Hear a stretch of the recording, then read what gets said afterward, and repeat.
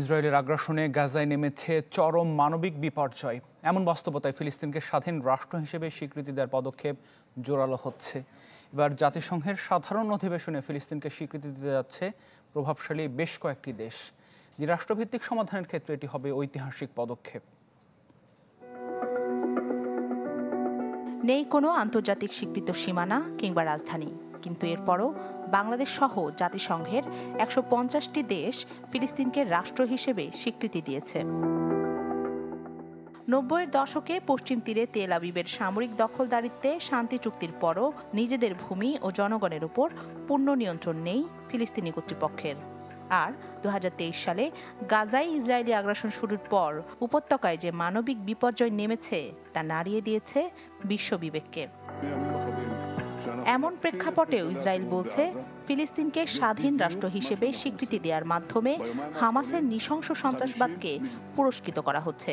একই সুরে কথা বলছে তেল আবিবের ঘনিষ্ঠ মিত্র যুক্তরাষ্ট্র। আন্তর্জাতিক সম্পর্ক বিশ্লেষকরা বলছেন, স্বীকৃতি দেওয়ার এই পদক্ষেপ শুধুই প্রতীকী। এর মাধ্যমে শক্তিশালী রাজনৈতিক ও নৈতিক বার্তা দেওয়া সম্ভব হলেও যুদ্ধ পরিস্থিতিতে বড় পরিবর্তন আসার সুযোগ কম। তবে দ্বিরাষ্ট্রভিত্তিক সমাধানের ক্ষেত্রে এটি হবে ঐতিহাসিক পদক্ষেপ। এক্ষেত্রে রয়েছে আরেকটি জটিলতাও। ফিলিস্তিন জাতিসংঘের পূর্ণ সদস্য দেশ নয়, শুধু পর্যবেক্ষক দেশ হিসেবে আছে। এমন বাস্তবতায় যত দেশই ফিলিস্তিনকে স্বীকৃতি দিক না কেন, জাতিসংঘের নিরাপত্তা পরিষদের অনুমোদন প্রয়োজন। এক্ষেত্রে জাতিসংঘের স্থায়ী সদস্য ও ইসরায়েলের মিত্র দেশ যুক্তরাষ্ট্র ভেটো দিলে দীর্ঘদিনের সংঘাত নিরসনে খুব বেশি কার্যকর ভূমিকা রাখবে না। তবে ইসরায়েলের ওপর আন্তর্জাতিক চাপ আরও বাড়বে। ১৯১৭ সালে যুক্তরাজ্যের তৎকালীন পররাষ্ট্রমন্ত্রী আর্থার বেলফোর প্রথমবার ফিলিস্তিনে ইহুদিদের জন্য একটি জাতীয় আবাস প্রতিষ্ঠায় সমর্থন দেন, যা ছিল ভবিষ্যতে ইসরায়েল রাষ্ট্র প্রতিষ্ঠার প্রাথমিক ভিত্তি। সেই ঘোষণায় ফিলিস্তিনি ইহুদি ছাড়া অন্য জনগোষ্ঠীর নাগরিক ও ধর্মীয় অধিকার ক্ষুণ্ণ হতে পারে এমন কোনো পদক্ষেপ না নেওয়ার সত্ত্ব দেওয়া হয়।